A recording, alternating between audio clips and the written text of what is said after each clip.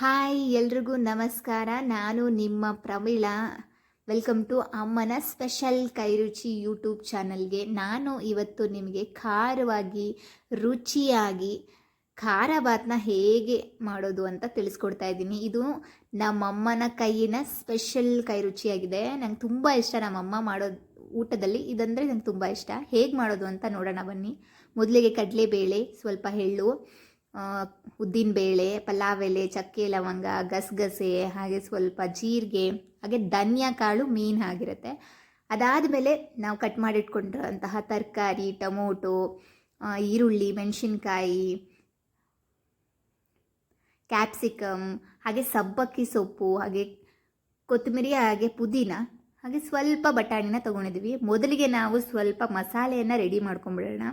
ಮೊದಲಿಗೆ ಒಂದು ಬಾಣಲಿಯನ್ನು ಇಟ್ಟು ಅದನ್ನು ಕಾಯಕ್ಕಿಟ್ಟು ಅದಕ್ಕೆ ಸ್ವಲ್ಪ ಕಡಲೆಬೇಳೆಯನ್ನು ಹಾಕಿ ಹುರ್ಕೋತಾ ಇದ್ದೀವಿ. ಅದು ಸ್ವಲ್ಪ ಕೆಂಪಗಾಗೋವರೆಗೂ ನಾವು ಅದನ್ನು ಹುರ್ಕೋಬೇಕು. ಅದಕ್ಕೆ ಪಲಾವ್ ಎಲೆ, ಹಾಗೆ ಚಕ್ಕೆ ಲವಂಗ, ಈ ಮಸಾಲ ಐಟಮ್ಸ್ನು ಕೂಡ ನಾವು ಲೈಟಾಗಿ ಬಿಸಿ ಮಾಡ್ಕೋಬೇಕು. ಅದಾದಮೇಲೆ ನಾನು ಏನೇನು ತೊಗೊಂಡಿದ್ದೆ, ಕಡಲೆಬೇಳೆ, ಅದನ್ನು ಕೂಡ ಹಾಕಿ ಲೈಟಾಗಿ ಫ್ರೈ ಮಾಡ್ಕೋತಾ ಇದ್ದೀನಿ. ಅಂದರೆ ಇದಕ್ಕೆ ನಾವೇನು ಎಣ್ಣೆ ಹಾಕಿಲ್ಲ, ಬರಿಯಾಗಿ ಹುರ್ಕೋತಾ ಇದ್ದೀವಿ. ಅದಾದಮೇಲೆ ಅದಕ್ಕೆ ಸ್ವಲ್ಪ ಧನ್ಯಾನೇ ಮೇನ್ ಇಂಗ್ರೀಡಿಯೆಂಟ್ ಇಲ್ಲಿ. ಸೊ ಆ ಧನ್ಯನೂ ಕೂಡ ಹಾಕ್ಕೊಂಡು ಹುರ್ಕೋತಾ ಇದ್ದೀವಿ. ನೋಡಿ, ಗೊತ್ತಾಗ್ತಾಯಿದೆ ನಿಮಗೆ, ಹುರ್ಕೋಟಾಗ ಅದ್ರ ಕಲರ್ ಚೇಂಜ್ ಆಗ್ತಾಯಿದೆ. ಸೊ ಅದಾದಮೇಲೆ ನಾವು ಸ್ವಲ್ಪ ಎಳ್ಳನ್ನು ಕೂಡ ಹಾಕ್ಕೊಂಡು ಹುರ್ಕೋತಾ ಇದ್ದೀವಿ. ಇದೆಲ್ಲ ನಮ್ಮ ಹೆಲ್ತಿಗೆ ತುಂಬ ಒಳ್ಳೆಯದು, ಎಳ್ಳು ಹಾಗೆ ಧನ್ಯ ಇದೆಲ್ಲ. ಸೊ ಅದಾದಮೇಲೆ ಸ್ವಲ್ಪ ಜೀರಿಗೆಯನ್ನು ಕೂಡ ಲಾಸ್ಟಿಗೆ ಹಾಕ್ಕೊಂಡು ನಾನು ಹುರ್ಕೋತಾ ಇದ್ದೀನಿ. ಅದಾದಮೇಲೆ ಕೊನೆಯಲ್ಲಿ ಸ್ವಲ್ಪ ಗಸಗಸೆಯನ್ನು ಕೂಡ ಹಾಕ್ಕೊಂಡು ಲೈಟಾಗಿ ಹುರ್ಕೊಂಡೆ. ಅದು ಈ ಕಲರ್ ಬಂದಿದೆ. ಅದಾದಮೇಲೆ ಸಪ್ರೇಟಾಗಿ ಕಾಯಿ ತುರಿಯನ್ನು ಕೂಡ ಹಾಕ್ಕೋತಾ ಇದ್ದೀನಿ. ಕಾಯಿ ತುರಿನಾದರೂ ಹಾಕ್ಕೋಬೋದು, ಅಥವಾ ಕೊಬ್ಬರಿಯನ್ನಾದರೂ ಕೂಡ ನೀವು ಫ್ರೈ ಮಾಡ್ಕೋಬೋದು.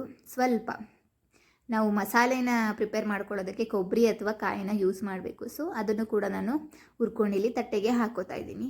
ಅದಾದಮೇಲೆ ನಾನು ಈರುಳ್ಳಿಯನ್ನು ಕಟ್ ಮಾಡಿ ಇಟ್ಕೊಂಡಿದ್ದೆ, ಅದನ್ನು ಕೂಡ ನಾನು ಇಲ್ಲಿ ಹುರ್ಕೋತಾ ಇದ್ದೀನಿ. ಅದು ಎಣ್ಣೆ ಏನೂ ಹಾಕ್ತಾ ಇಲ್ಲ, ಹಸಿ ಆಗಲೇ ಹಸಿ ವಾಸನೆ ಹೋಗಬೇಕು ಅಂತ ಹೇಳಿ ಹುರ್ಕೋತಾ ಇದ್ದೀನಿ. ಅದ್ರ ಜೊತೆ ಹಸಿ ಮೆಣಸಿನ್ಕಾಯಿನೂ ಕೂಡ ನಾನು ಇಲ್ಲಿ ಆ್ಯಡ್ ಮಾಡ್ತಾ ಇದ್ದೀನಿ. ಆ ಎರಡನ್ನೂ ಕೂಡ ಎಣ್ಣೆ ಇಲ್ದಿರ ಹುರ್ಕೋತಾ ಇದ್ದೀನಿ. ಅದು ಸ್ವಲ್ಪ ಬ್ರೌನ್ ಕಲರ್ ಬರೋವರೆಗೂ ಹುರ್ಕೋಬೇಕು. ಬಿಕಾಸ್ ಹಾಗೆ ನಾವು ಏನಾದರೂ ಮಸಾಲ ರೆಡಿ ಮಾಡ್ಕೋತೀವಿ ಅಂದರೆ ಅದು ಹಸಿ ವಾಸನೆ ಇರುತ್ತೆ. ಸೊ ಸ್ವಲ್ಪ ಲೈಟಾಗಿ ಅದನ್ನು ಫ್ರೈ ಮಾಡಿ ನಾವು ಪೇಸ್ಟ್ ಮಾಡ್ಕೋತೀವಿ ಅಂದರೆ ಆ ಹಸಿ ವಾಸನೆ ಎಲ್ಲನೂ ಕೂಡ ಹೋಗಿರುತ್ತೆ. ಸೊ ಅದಕ್ಕೆ ನಾವೇನಾದರೂ ಮಾಡಬೇಕಾದ್ರೆ ಅದನ್ನು ಲೈಟಾಗಿ ಹುರ್ಕೋಬೇಕು ಅಂತ ಹೇಳ್ತಾರೆ.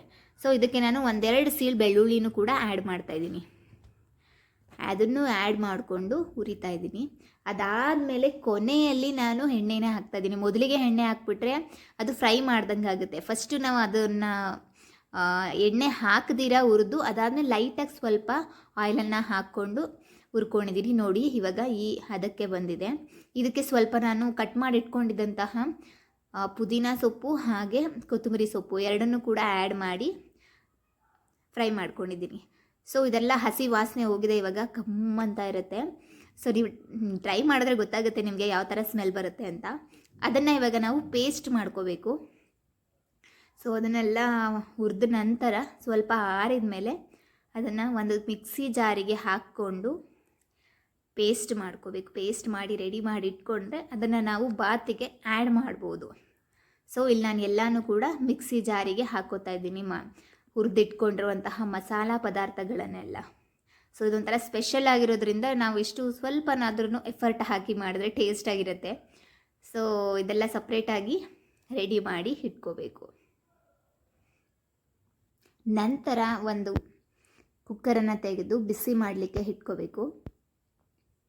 ಬಿಸಿ ಮಾಡಿ ಇಟ್ಕೋತಾ ಇದ್ದೀನಿ. ಅದಕ್ಕೆ 1-2 ಅಥವಾ 3 ಸ್ಪೂನಷ್ಟು ಆಯಿಲನ್ನು ಹಾಕ್ಕೋತಾ ಇದ್ದೀನಿ. ಸೊ ಆಯಿಲ್ ಬಿಸಿ ಆದಮೇಲೆ ಅದಕ್ಕೆ ಬೇಕಾಗಿರುವಂತಹ ಒಗ್ಗರಣೆಗೆ ಏನು ಬೇಕು, ಸಾಸಿವೆ ಹಾಗೂ ಜೀರಿಗೆ, ಈ ಎರಡನ್ನೂ ಕೂಡ ಆ್ಯಡ್ ಮಾಡ್ಕೋತಾ ಇದ್ದೀನಿ. ಅದಾದಮೇಲೆ ಒಂದು 4-5 ಎಲೆ ಕರಿಬೇವನ್ನು ಕೂಡ ಆ್ಯಡ್ ಮಾಡ್ಕೋತಾ ಇದ್ದೀನಿ. ಅದಾದ ಮೇಲೆ ಬಟಾಣಿ, ನಾನು ಹಸಿ ಬಟಾಣಿಯನ್ನು ತೊಗೊಂಡಿದ್ದೀನಿ, ಹಸಿ ಬಟಾಣಿ ಹಾಕೋತಾ ಇದ್ದೀನಿ. ಇಲ್ಲ ಹಸಿ ಬಟಾಣಿ ಇಲ್ಲ ಅಂದರೆ ರಾತ್ರಿಯೇ ಬಟಾಣಿಯನ್ನು ನೆನೆಸಿಟ್ಕೊಂಡು ಬೆಳಗ್ಗೆ ಹಾಕ್ಬೋದು.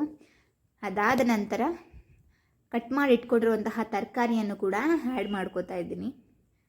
ಸೊ ತರಕಾರಿ ಎಲ್ಲನೂ ಫಸ್ಟೇ ಹಾಕಿದ್ರೆ ಸ್ವಲ್ಪ ಚೆನ್ನಾಗಿ ಬೇಯುತ್ತೆ ಅನ್ನೋದಕ್ಕೆ ನಾನು ಮೊದಲಿಗೆ ತರಕಾರಿಯನ್ನು ಹಾಕ್ಕೋತಾ ಇದ್ದೀನಿ, ಎಣ್ಣೆಯಲ್ಲಿ ಫ್ರೈ ಮಾಡಿಕೊಂಡು. ಅದಾದಮೇಲೆ ನಾನು ಈರುಳ್ಳಿಯನ್ನು ಕೂಡ ಹಾಕೋತಾ ಇದ್ದೀನಿ, ಈರುಳ್ಳಿ ಮತ್ತು ಹಸಿಮೆಣಸಿನ್ಕಾಯಿ.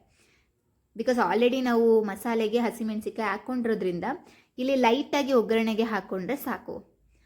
ಅದಾದಮೇಲೆ ಕ್ಯಾಪ್ಸಿಕನ್ ಕೂಡ ಹಾಕ್ಕೊಂಡಿದ್ದೀನಿ, ಒಂದೆರಡು ಟೊಮೊಟೊವನ್ನು ಹಚ್ಚಿಟ್ಕೊಂಡಿದ್ದೆ, ಅದನ್ನು ಕೂಡ ಆ್ಯಡ್ ಮಾಡ್ಕೋತಾ ಇದ್ದೀನಿ. ಇವಾಗ ಇದನ್ನೆಲ್ಲ ಒಗ್ಗರಣೆಯಲ್ಲಿ ಫ್ರೈ ಮಾಡ್ಕೋತಾ ಇದ್ದೀನಿ. ಸೊ ಸ್ವಲ್ಪ ಸಬ್ಬಕ್ಕಿ ಸೊಪ್ಪು, ನಾನು ಆಲ್ರೆಡಿ ಹೇಳಿದ್ದೆ ಸಬ್ಬಕ್ಕಿ ಸೊಪ್ಪು ಹಾಕಿದ್ರೂ ಕೂಡ ಚೆನ್ನಾಗಿರುತ್ತೆ ಅಂತ. ಸೊ ಸಬ್ಬಕ್ಕಿ ಸೊಪ್ಪನ್ನು ಕೂಡ ಆ್ಯಡ್ ಮಾಡಿಕೊಂಡು ನಾನಿಲ್ಲಿ ಫ್ರೈ ಮಾಡ್ತಾಯಿದ್ದೀನಿ. ಅದಾದಮೇಲೆ ಕೊನೆಗೆ ನಾನು ರೈಸನ್ನು ಹಾಕೋತಾ ಇದ್ದೀನಿ. ಒಗ್ಗರಣೆಗೆ ರೈಸನ್ನು ಹಾಕಿ ನಾನು ಮಿಕ್ಸ್ ಮಾಡ್ತಾ ಇದ್ದೀನಿ. ಅದಾದ ನಂತರ ಪ್ರಿಪೇರ್ ಮಾಡಿ ಇಟ್ಕೊಂಡಿರುವಂತಹ ಮಸಾಲ ಪೇಸ್ಟ್, ಮಸಾಲಾನ ರುಬ್ಬಿ ಇಟ್ಕೊಂಡಿರುವಂಥ ಮಸಾಲವನ್ನು ನಾನು ಇದರೊಳಗಡೆ ಆ್ಯಡ್ ಮಾಡ್ತಾ ಇದ್ದೀನಿ. ಇಲ್ಲ ಫಸ್ಟೇ ಆ್ಯಡ್ ಮಾಡ್ಕೋಬೋದು, ಇಲ್ಲ ಅಂದರೆ ನಾವು ನೀರನ್ನು ಹಾಕಿಬಿಟ್ಟು ಆಮೇಲೆ ಕೊನೆಗೂ ಕೂಡ ಆ್ಯಡ್ ಮಾಡ್ಕೋಬೋದು. ಇಲ್ಲಿ ನಾನು ಮೊದಲಿಗೆ ನೀರನ್ನೇ ಹಾಕೋತಾ ಇದ್ದೀನಿ. ಬಿಕಾಸ್ ನಾನು ಖಾರ ಬಾತ್ ಮಾಡ್ತಾ ಇರೋದು, ನನಗೆ ತೆಳ್ಳಗಿದ್ರೆ ತಿನ್ನೋದಕ್ಕೆ ಇಷ್ಟ. ನೀವೆಲ್ಲ ಬೇಕಾದರೆ ಗಟ್ಟಿಗೂ ಮಾಡ್ಕೋಬೋದು, ಅಂದರೆ 2 ಗ್ಲಾಸ್ಗೆ 4 ಗ್ಲಾಸ್ ನೀರು ಹಾಕ್ಕೊಂಡು ಕೂಡ ಮಾಡ್ಕೋಬೋದು. ಇಲ್ಲ ಅಂದರೆ ಇಲ್ಲ ನಾವು ತೆಳ್ಳಗೆ ತಿನ್ನೋಕ್ಕೆ ಇಷ್ಟ ಇದೆ ಅಂತ ಹೇಳಿದ್ರೆ ಒಂದು 2 ಗ್ಲಾಸ್ಗೆ ಒಂದು 5 ಗ್ಲಾಸ್ ಅಥವಾ 5.5 ಗ್ಲಾಸ್ ನೀರು ಹಾಕ್ಕೊಂಡ್ರೆ ಸ್ವಲ್ಪ ತೆಳ್ಳಗಿರುತ್ತೆ, ತಿನ್ನೋದಕ್ಕೂ ಚೆನ್ನಾಗಿರುತ್ತೆ. ಸೊ ಆ ನೀರು ಹಾಕಿದ್ಮೇಲೆ ನಾನು ರುಬ್ಬಿಟ್ಟಿರುವಂತಹ ಮಸಾಲೆಯನ್ನು ಇಲ್ಲಿ ಆ್ಯಡ್ ಮಾಡ್ಕೋತಾ ಇದ್ದೀನಿ. ಸೊ ಅದನ್ನು ಆ್ಯಡ್ ಮಾಡ್ಕೊಂಡ್ಮೇಲೆ ಅದಕ್ಕೆ ರುಚಿಗೆ ತಕ್ಕಷ್ಟು ಉಪ್ಪನ್ನು ಕೂಡ ಹಾಕೋಬೇಕು.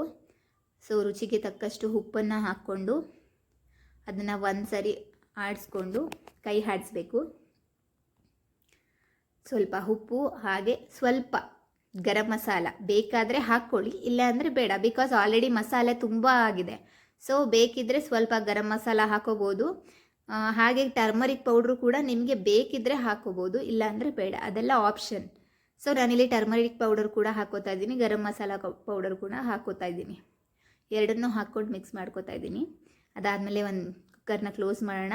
ಒಂದು 2 ವಿಸಲ್ ಕೂಗ್ಸಿದ್ರೆ ಬಿಸಿ ಬಿಸಿಯಾದ ಖಾರ ಬಾತ್ ರೆಡಿ ಆಗುತ್ತೆ. ನೀವು ಒಂದು ಸರಿ ಮನೇಲಿ ಮಾಡಿ ನೋಡಿ, ಮತ್ತೆ ಮತ್ತೆ ಮಾಡ್ಕೊಂಡು ತಿಂತೀರಾ, ಅಷ್ಟು ಚೆನ್ನಾಗಿದೆ. ನೀವು ಕೂಡ ಮನೇಲಿ ಟ್ರೈ ಮಾಡಿ ನನಗೆ ಕಮೆಂಟ್ ಮಾಡಿ ಹೇಗಿತ್ತು ಅಂತ ಹೇಳಿ. Thank you so much for watching.